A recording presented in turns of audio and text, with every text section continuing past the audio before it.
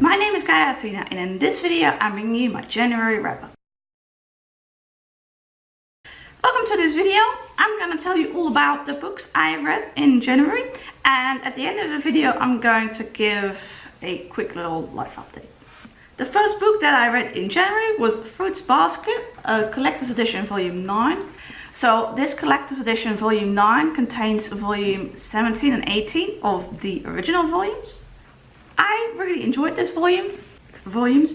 In particular, there was one big twist in here that was just... This manga series is about the Soma family who lives with the zodiac curse. I've mentioned it quite a lot of times on my channel because I read like a couple of these volumes of this series each month.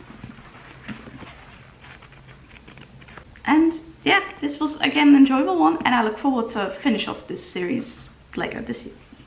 First Basket is by Natsuki Takaya. Next up I read Komi Can't Communicate volume 1 by Tomohito Ohba. This book was a gift.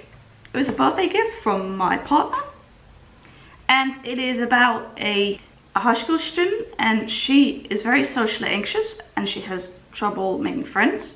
So everyone kind of keeps their distance from her because they find her sort of scary. They think it's more that she's really like cool and reserved rather than what it actually is. And then a new student to their high school, he is very much a wallflower and he likes that. But when he sees how she struggles, he decides to help her make friends. I enjoyed reading this first volume. I do wish it had shown a little bit more from her perspective, as it's more from his perspective, and I usually find it more interesting to read the book from the perspective of, well, in this case, the person with anxiety. But I really enjoyed this volume. There were some funny bits. I like the characters, I like the art. And yeah, I look forward to reading more in this series because I liked it a lot. Then I read Desnoods volume 1 by Tsugumi, Ohba and Takeshi Obata. I bought the box set with the single volumes. So this is single volume 1. I have seen about 2/3 of the anime prior to reading this, and I liked the anime a lot, especially in the beginning, but at some point it got kind of weird. The anime is based on the manga, and so I stopped watching it because I kind of lost interest. I have also seen 2 Japanese films to do with Death Note, which I thought were really good. So now I read the manga volume 1 and I love this. This series is about Light, and he is a very good student. He lives in Japan, and one day he gets what's called a death note, and that's basically a notebook, and it was left there by a Japanese death god. They're called Shinigami. And so Light finds a notebook, and when you write the name of a person in the notebook, then that person dies. And so Light sees this as an opportunity to kill off all the really dangerous criminals in Japan to make a better world. And then there's also the police trying to find out who's doing this. And I love this first volume. It reminded me a lot of the anime, obviously, because the anime is based on this. And so I really hope that the manga volumes will be continue to be good rather than what happened at the end of the anime. But yeah, I love this first volume. It was great, and I look forward to read the next one next month. There is 12 normal volumes, and there are 12 months in the year, so I'm planning to read 1 volume each month. And then volume 13 is kind of more of an extra that was in the box set, so I guess I will read that at the end. Oh yeah, here's some art from Death Note. Then I read Girls on the Verge by Sharon Biggs-Waller. This book came recommended by Chelsea Dolling Reads. It is a YA contemporary. It is hard-hitting. It is about a girl in Texas who wants an abortion after she accidentally gets pregnant.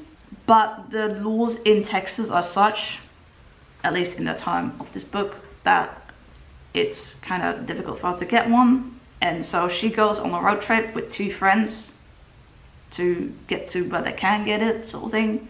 And I waited a while with buying this book because for some reason it was quite pricey in the shop where I normally buy books. So I waited a while so I could find it at a cheaper price, and so then I did, and I really enjoyed this. It read quickly. Yeah, this talked about, I thought, important issues, and it also taught me some things I didn't realize because I am not from the United States. So some of these things kind of go over my head sometimes because I don't know the news and the political situation of all the other countries that I'm not living in. So, but anyway, so this taught me some stuff, which I thought was nice. I mean, that's good. This book is pro-choice, as am I, and yeah, I like this. Then I decided to read A Spark of Light by Jodi Picoult. This book has a somewhat similar theme as the previous one in that this is a contemporary fiction for adults, and it takes place at an abortion clinic. It's about a shooting at an abortion clinic, and the thing about this book is that it's told sort of backwards. So we start with like more the end of the shooting, and then we go back. So each chapter is like an hour earlier sort of thing, and then mixed in are some more of the backstories of the characters. Jodi Picoult is a favorite author of mine. I've read a lot of her books. I like this book. I didn't love it. I struggled for a while to get around this sort of backwards telling because at a few times, especially in the beginning, I got a bit confused because I'm kind of used to reading books like chronologically or with flashbacks. But so yeah, I got a bit confused in the beginning with that, but that got better later on. I found it a really interesting book. The book contains characters like pro-choice characters and anti-abortion or pro-life characters. So the book kind of talks about different sides of all of this and shows different characters, and that is what the author is also known for. She usually likes to take an ethical dilemma in her books and then show like different sides of it through different characters with different viewpoints. So I like this. I didn't love it because of that confusion I had, but I did like it a lot, and yeah. After that I read Desnoods, hele wereld by Eva Louise Bakker. I read about it on a Dutch blog, and because it involves a main character with autism, it's written by an autistic author, its own voices, it's Dutch, so I had to read it. I mean, I really wanted to. This book is about an autistic woman, and one day she sees that in her bank account there is suddenly a lot of money, and it is given to her, but she doesn't know by whom. Like it's on a bank account, but she doesn't know who it's from. She doesn't recognize the sender's name, and it has a little note to it saying "especially for you" or something like that. I can't quite remember now. So she kind of gets the plan of then going through all the people that she's ever met in her life and spent time with, and she seeks them out again and tries to figure out who gifted her this money and why. Now, it's not a very long book. I think it is it's just around 200 pages, and I really like this. I didn't like it's not like a new all-time favorite book, but I really liked it, and I also of course liked the autistic representation in this, autism representation, so it's definitely one that I will reread, I think, because there aren't a lot of books with good autism representation, especially, like there aren't that many own voices, so I like this one a lot. Oh, this is adult contemporary fiction. Then I read With the Fire on High by Elizabeth Acevedo. I read The Poet X, the author's debut novel, last year in 2019, and I liked that one. The only thing I was maybe less sure about was kind of that it was in verse, and I thought the ending wrapped up a bit quickly, but I really liked it otherwise. This is her second book, and this one is written in you know, just normal text. I think they call that prose, but I've been calling it textbooks for a long time now, so. I also really like this cover. The hardcover was even more stunning, but I wanted the paperback.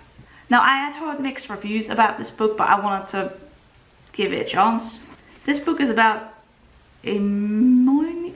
They tell you in the book how to pronounce this name, but since it's been like 20 days since I actually read it, Emmanuela, this is how it's spelled there, but I honestly, I'm sorry, I don't remember. She is Latinx, or part Latinx?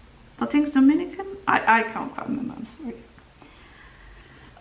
She is a teenager. This is YA contemporary fiction. She has a 2-year-old, a 2-year-old daughter. So she's a teenage mom. She lives with her grandmother. She loves to cook, and cooking for her is connected to her heritage. So, you know, me as a white person, probably not the best review you could be watching, but I appreciate you watching anyway. I kept hearing some ticking as such, but it's raining, so. One of the complaints that I had seen with this book was that not much actually happens. So I was prepared for that before I went into it. And I think that made the experience actually more enjoyable for me, because I like this book. I enjoyed reading it. It's true that it, you know, like not lots of stuff happens, and it's definitely not like an action book. It's contemporary fiction. It's kind of more character based, but like I enjoyed my experience reading with it. It entertained me. For some reasons that I may explain later, January has been stressful for me, and so I really enjoyed escaping into some novels this month, especially in the beginning of the month I did that. So I just enjoyed like reading about other people, you know, just escapism. So I like this book, but you know, don't expect like lots of plot, I guess. But yeah, I liked it. Then I read Convenience Store Woman by Sayaka Murata. This is a book. It's fairly short. It is translated from Japanese, and it was recommended to me by a couple of people, and I got especially interested in it because it was said to have autism representation. I was quite puzzled though when I actually received this book. I ordered it online from Amazon, but the cover is pink, and the cover on the picture on Amazon was blue, and online all I have seen are blue or yellow covers of the English version, and I have a pink one. I mean, I don't mind, but it was just interesting to me. I don't mind either way, like the background color, I mean, like the fish was the same on all of them, but anyway. So this book is about a woman who works in a convenience store in Japan, and she has been doing this work for a long time. And it's kind of about how her parents and her friends kind of wonder why she doesn't get a better job or get married and stuff like that. And it's about her struggles with like society's expectations, and yeah. I really like this one.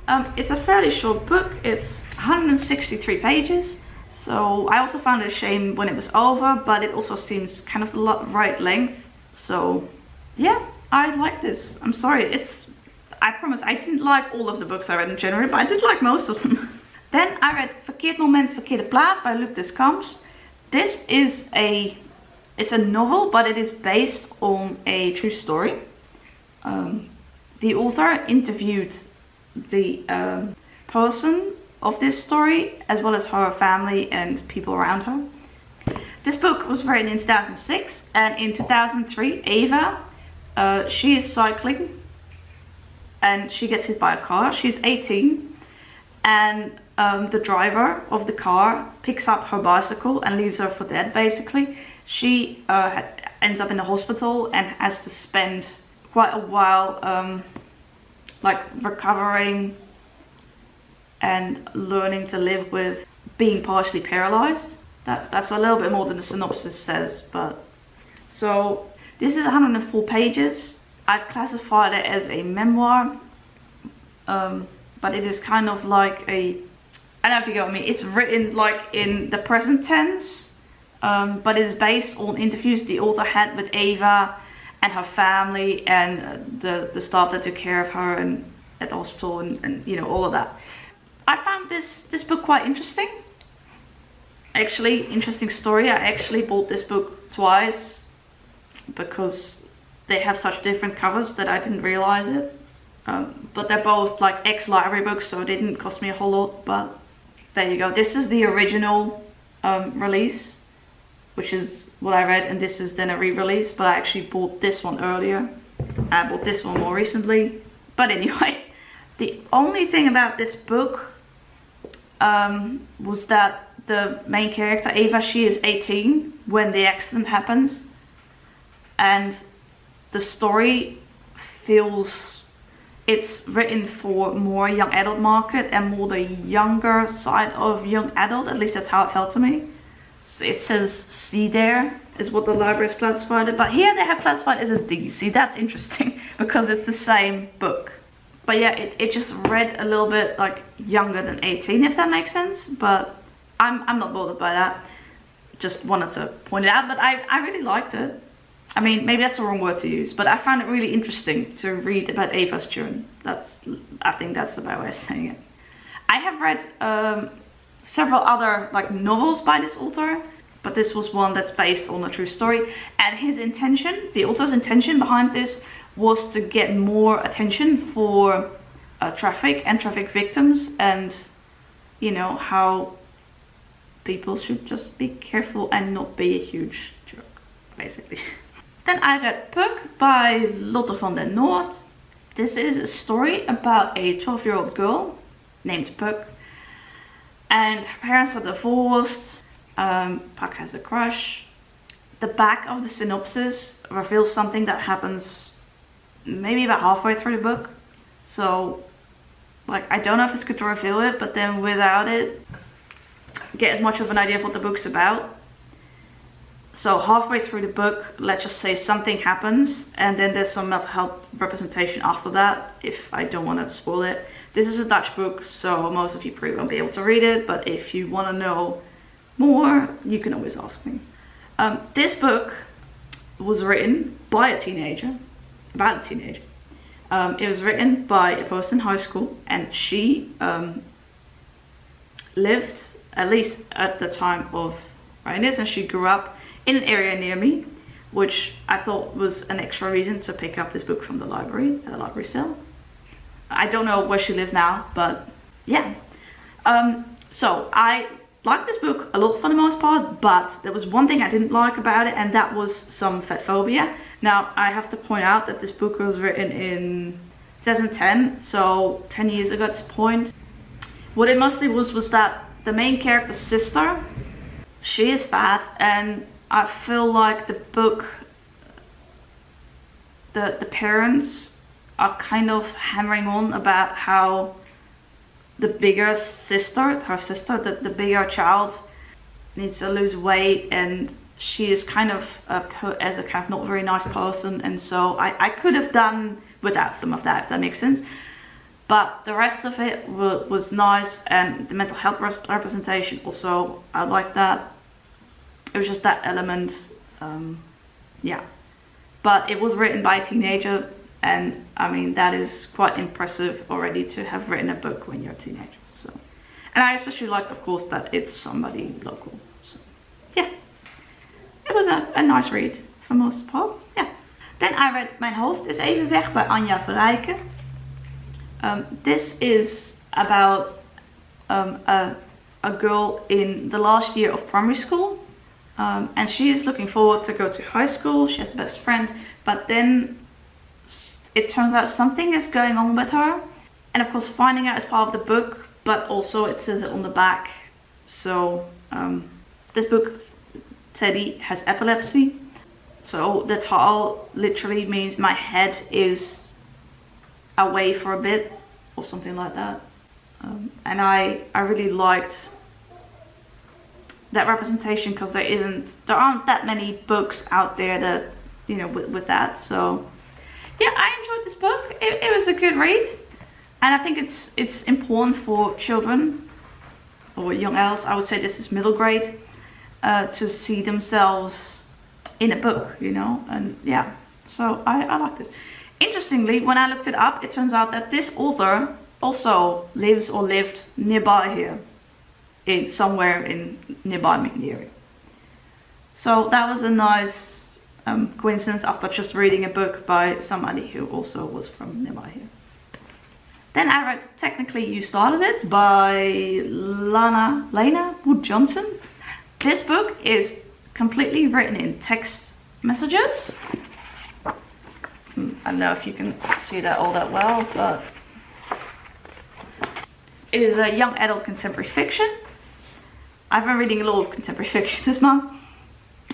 And I picked it up because people said it had demisexual representation, which I am demisexual, and there isn't a whole lot.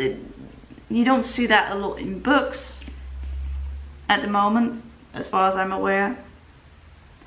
Not that much. So that made me want to read it. It does have a sort of enemies to lovers trope, so that was what made me hesitant. But I did decide to pick it up. So this book is basically about Haley. Yeah, I need to look up what the main character's name is because I forgot. And she gets texted by a guy named Martin Nathaniel Monroe II. But there's two people with that name at her school and they're cousins.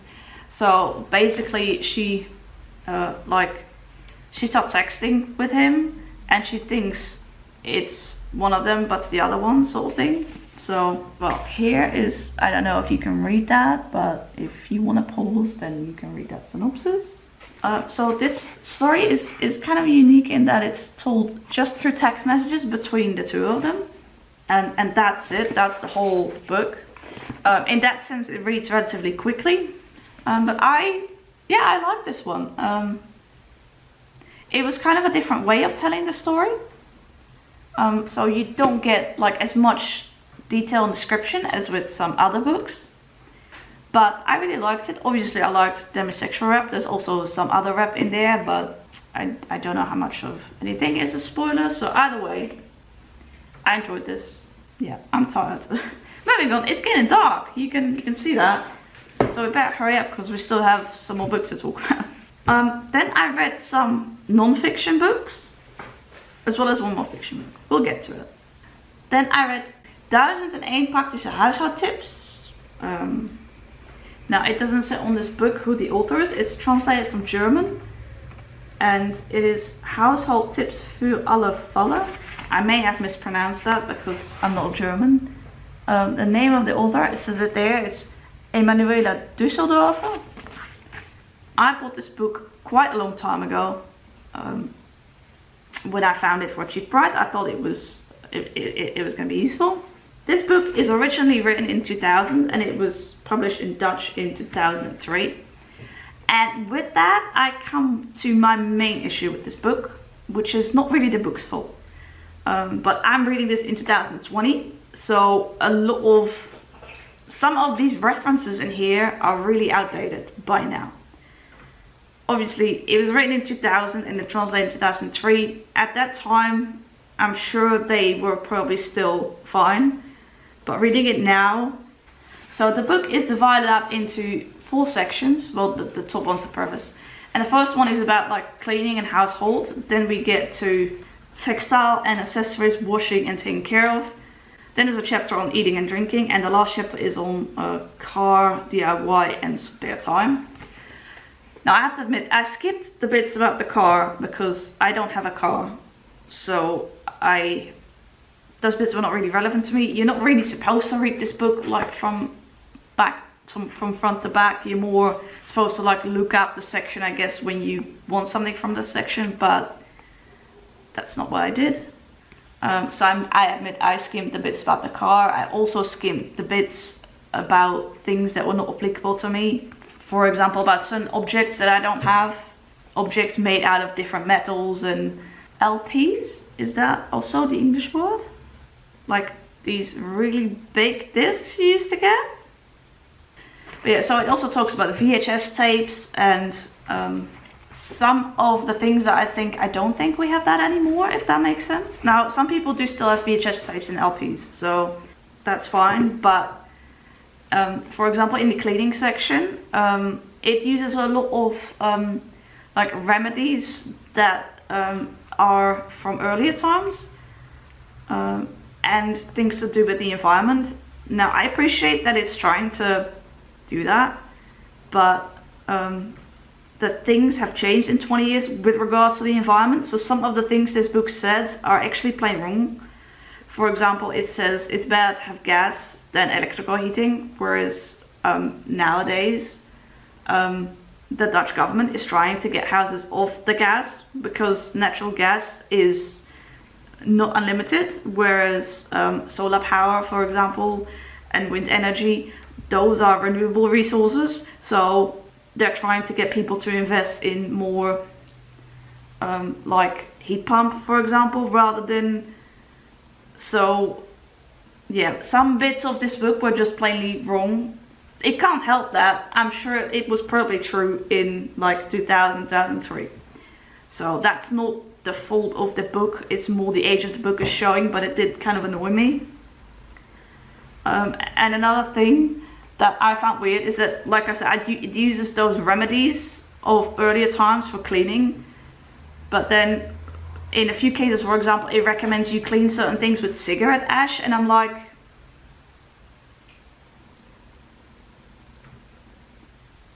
so the book is all about being healthy, and I'm like,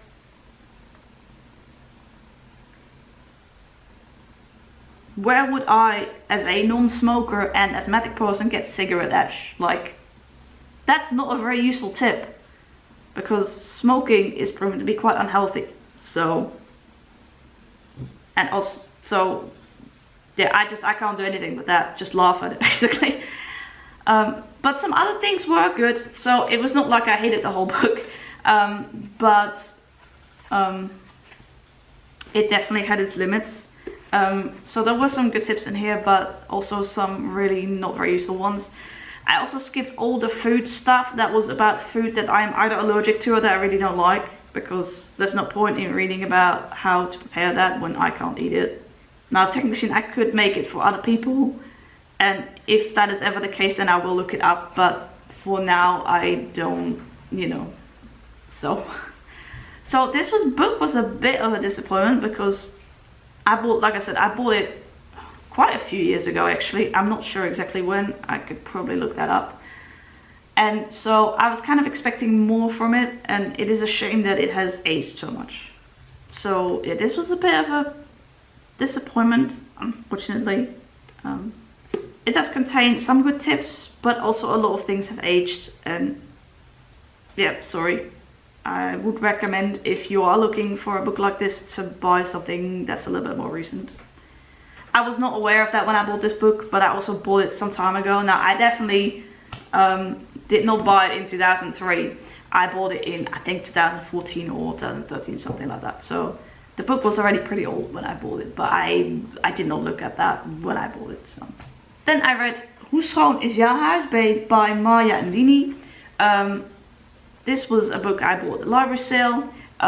This book is based on a TV program that these two made, their mother and daughter. Now, I have not seen the TV show. This book was written in 2005, so the TV show was made before then. I've never seen it. I saw the book at the library and thought, well, this could be useful. And I like this book more than the previous book, although they're not totally about the same thing. But this is basically about how to clean your house. And for the most part, I like this. It is, again, a bit aged, but in a better way. It uses also more like remedies from older times, but mostly things you can actually buy nowadays for the most part, not all of it, but and I like that it had some pictures. Well, let me just like flick through it and maybe you can.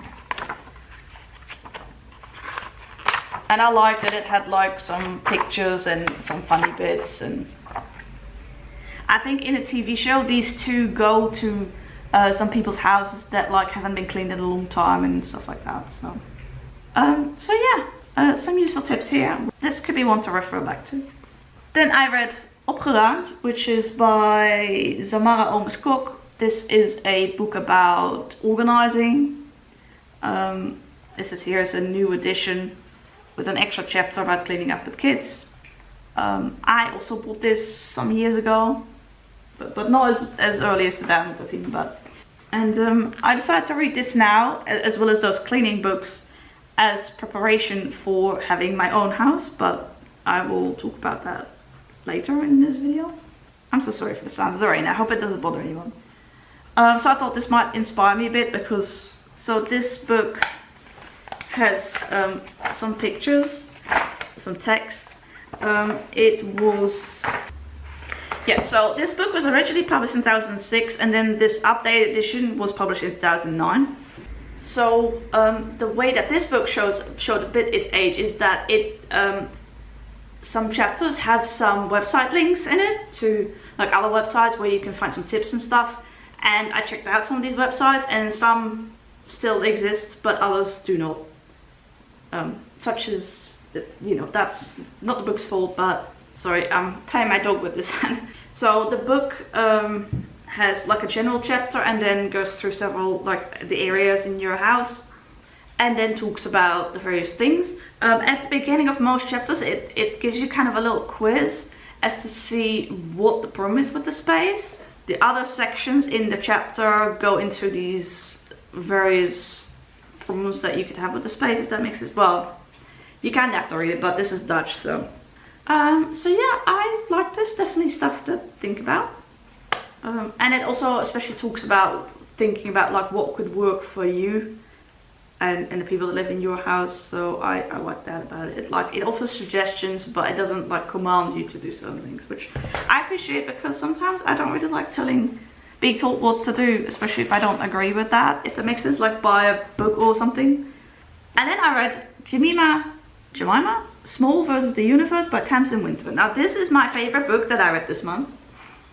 And I'm not gonna tell you why. This is a middle grade contemporary fiction. It's about Jemima Small. I'm not sure how you pronounce her name. And she is big. So people bully her with her size. She is also funny and smart, but people at her school often only see her size, if that makes sense. And so this had lots of fat rep and positive messages, and I just love that. I think children need a book like that.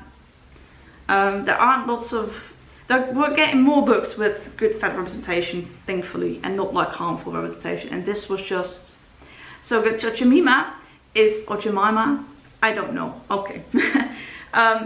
She knows a lot of facts. She wants to participate in this sort of TV show competition for smart people that come into her school. But actually the book starts off with that she is being made to join the school's fat club. And then she gets bullied even more by lots of skinny people. Yeah, I really like this. I love this, in fact.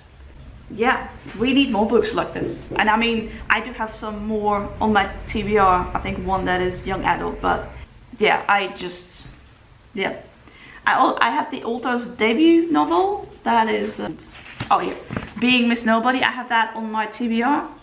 I bought both without realizing that they were by the same author. So I have this still to read. This one also involves bullying, but then about a mute girl. Anyway, I love this.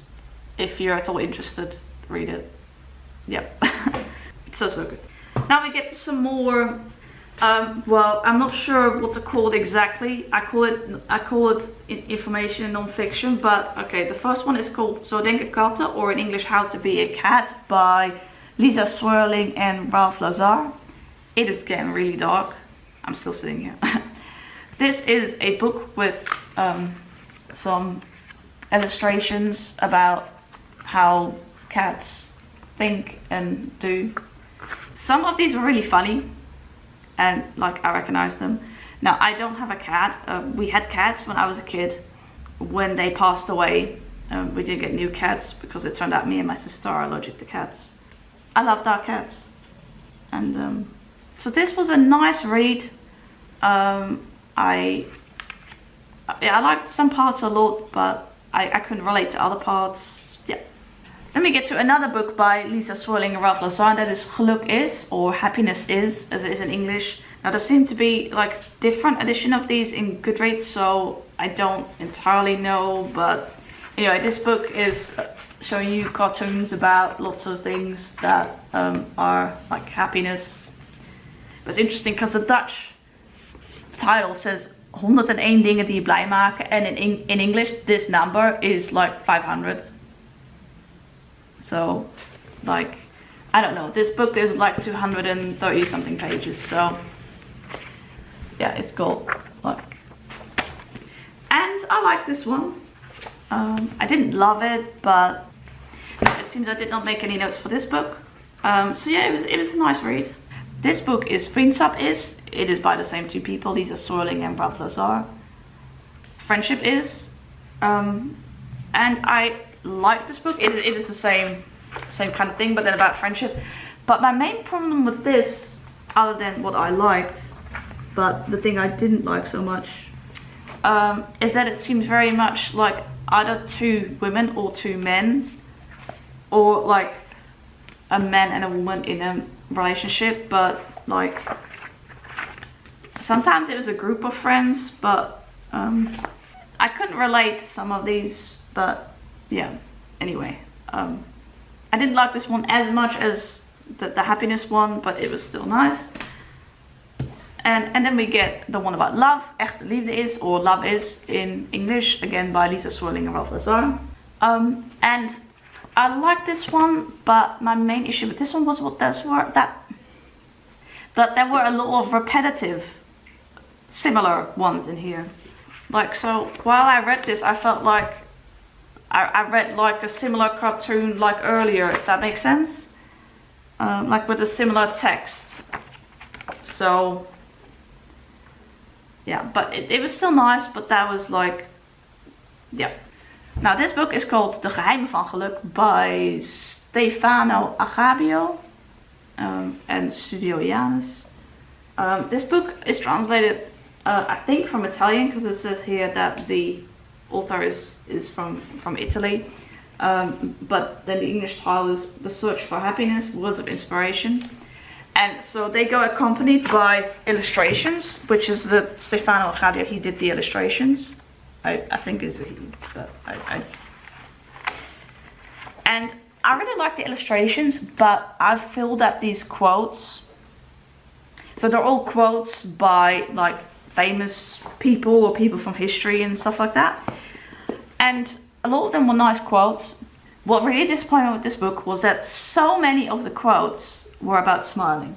Now the back of this book says that it's about different forms of happiness, and there are many different ways to become happy. That's what it says here in the Dutch synopsis.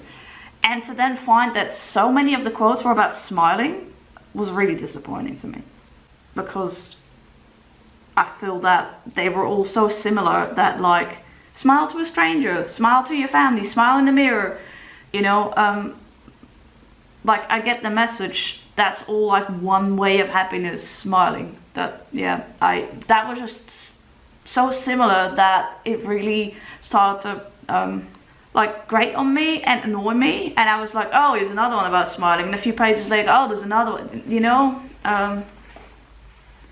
So it was like the rest of the quotes were very nice, but it would have been nice if there had been less quotes about smiling and more quotes about, let's say, and I'm just naming some things like walking in nature, or you know, looking at some old buildings, or I don't know, but there was so many, like the book, if you had taken out some of those quotes about smiling and just made the book shorter, that would have been better as well. But now it was just like too much of the same thing, whereas the Dutch back, which may have been improperly, I don't know if they translate this or make a new bit, but that just made me have the wrong expectations for a book where so many of the quotes were about smiling. So yeah, now we get to the last two books, and so the first one is The Things You Can See Only When You Slow Down by Hyman Sunim. How to Be Calm in a Busy World. And the second book that I'm going to talk about is his second book, which is Love for Imperfect Things, also by Hyman Sunim. These books have different illustrators based on what it says in the book. So I'm going to tell you now that the artwork in this was by Young-Chul Lee. And the artwork in this was by Lisk Feng. The author, Hyman Sunim, is a Korean monk, Buddhist monk.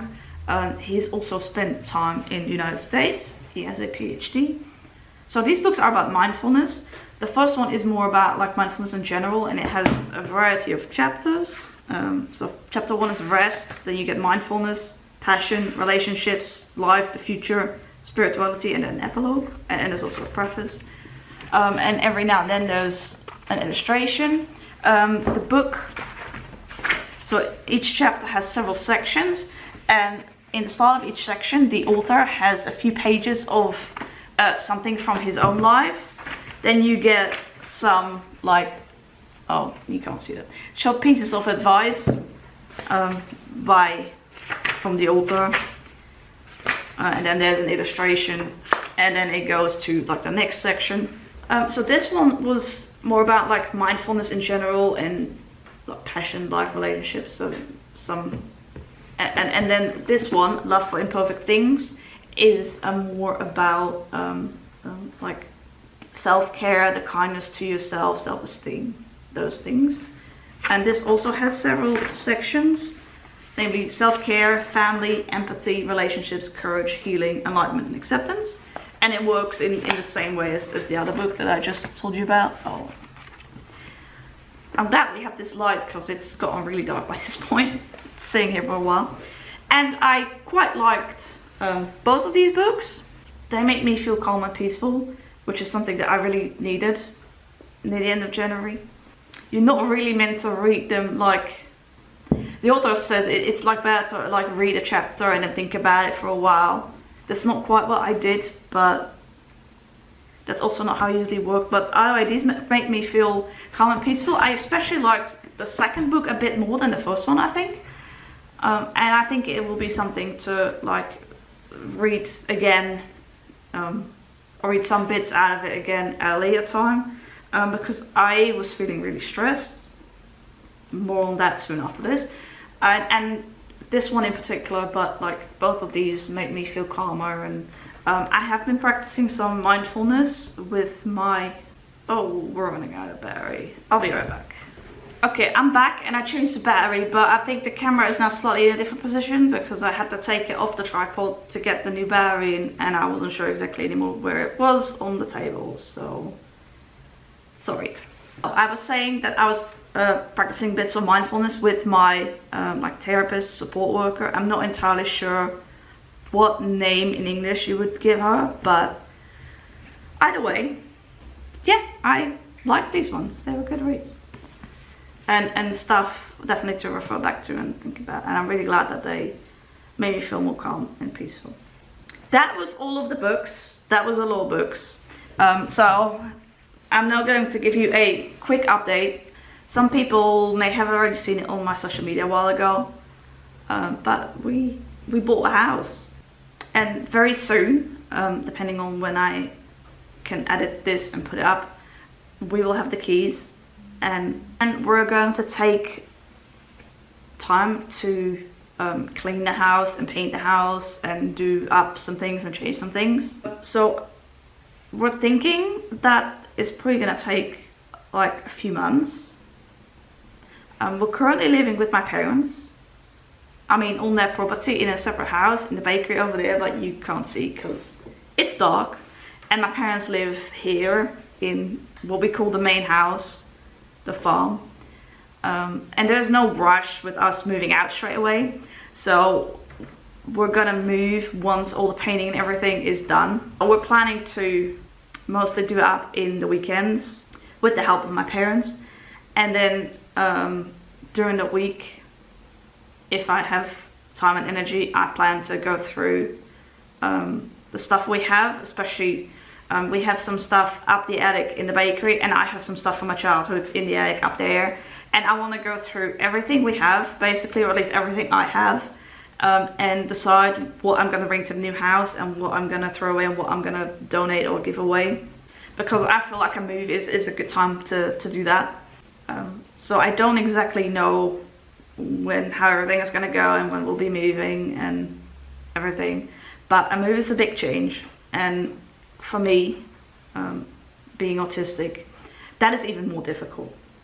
When we moved from my old house, my parents' old house, to this property, that was when I was 14, almost 15. And it basically took me a whole year to get used to living here and appreciate living here. The summer that we moved, I did not unpack any of my boxes, thinking if I don't unpack, it's going to turn out to have been one big bad dream and I'll wake up and things will be okay, sort of thing. So the whole summer I pretty much refused to unpack my boxes. That was also the start of my depression when we moved. And at the same time, I was in high school at the time, things at high school got harder. I did stay at the same high school, but I had to cycle a completely different route. Both of them were about the same similar length in kilometers, so but I had to learn a new route. And things got a lot harder at school, so in terms of the school work and everything. Anyway, and then when I moved from my room here as a teenager and in my early 20s to the bakery with my partner, that was a few years ago. That was a less difficult change because it was only like from there to there, if that makes sense. So we all wanna take our time with this and hope that it can be, you know, not too difficult for me. Of course, I'm looking forward to having our own house. There are lots of advantages and also a few disadvantages. So I'm gonna enjoy having that we have a space of our own very much. I'm gonna enjoy that we don't have a leaky roof anymore because the bakery is all leaky. I'm gonna enjoy that we have a way better isolated house. It should be a lot quieter. The bakery is very old, so you hear practically everything, most things. But I will miss the big garden, my animals. So there are lots of different, you know, advantages and disadvantages, and you know, I'm excited, but I'm also a bit scared and you know, stressed, because these are changes, and even though we want them, that's still scary. And well, we've been living here with my parents' house, so I haven't had anything to do with like house insurance or anything, because I've just paid to my dad and then that's it. But now I'm gonna pay for all the things individually, if that makes sense, rather than one amount and then that's it, if that makes sense. And it's gonna mean that I have a lot less money to spend on other things. I have been saying that to a few people, that my plans are to spend less money on books in 2020. That is because of the house. So not only, of course, do I need to save for that, but I also need to, like, in terms of monthly bills, it's gonna change, because it's gonna be more than the one amount that I pay my dad, if that makes sense. So it's gonna mean changes in different ways. I have to be more careful with spending money, and that includes spending money on books. And because so many people on BookTube read English and English books, which are difficult to find at my library. I would like to use the library more, but they have a small selection of English books, and they tend to be more like the more popular English books, which is not always what I read. And then you only find them in Dutch if they've been translated and if the library has decided to have it. I'm also planning, therefore, to read more books of my own TBR and not buy so many, if that makes sense. So we're gonna see how I do. Of course, the move will keep us busy for a while anyway, but I love buying books, so don't come at me too much with read this book when I don't own it. And if my library doesn't have it. So anyway, so starting February, this is going to be a big change because we get the keys in the first week of February. And then we might move maybe like in the summer or something, but we really don't know. It really depends on how things are gonna go. There isn't a set time yet or anything, there's no rush. We're gonna take our time, which I think is important. We all think that's important. Especially for me, because I will need to get used to everything. But I'm sure I'll keep you updated in some way. If you want to, you can follow me on Twitter or Instagram. I notice not a lot of people are on Twitter anymore. But then I'm not on Twitter a lot either, so... Okay, now I'll quickly mention a couple of reading plans for February and then we're gonna exit this video because this has been like, who knows how long. It got completely dark outside in the time that I've been rambling. So, in February, I'm doing a buddy read of The 7 Deaths of Evelyn Hardcastle, or some copies have The 7.5 Deaths of Evelyn Hardcastle by Stuart Turton. I'm doing this buddy read with a couple of people. We're all looking forward to it. So I hope I can, you know, do this despite working on the house and stuff. This is a mystery. The premise really intrigues me, and so we're reading this with a couple of people, a couple of friends, and you know, I hope it's going to be good. This is the one book that I definitely want to read in February because we agreed to do this buddy read, so yeah. Then I also hope to read the next volume in Fruit Basket. That's the collector's edition, volume 10. I hope to read the next volume of Komi Can't Communicate, volume 2. I'm not saying the authors because I talked about them, this series, earlier in this video. And then Death Note, volume 2. And that's it, because I don't make monthly TBRs, but these are the things I hope to at least read in February. Aside from that, we just have to see how it goes. I get tired out easily, so does my partner. You know, we have to see how it goes. But maybe I'll feel like escaping into books again, who knows. So, yeah. So I'm gonna try and keep up to date with watching YouTube, but I can't promise anything, and especially on days if we're gonna just be busy. And obviously at the new house, I don't have internet. And I'm not gonna, I don't need to have that until we move. So I may get behind on YouTube. I hope you'll forgive me for that, because I do love watching a lot of BookTube. I watch a lot of BookTube. I spend a lot of time watching BookTube. On most days that I can do that, I do spend a lot of time watching BookTube and supporting all of my friends' channels and all of the channels that I find interesting.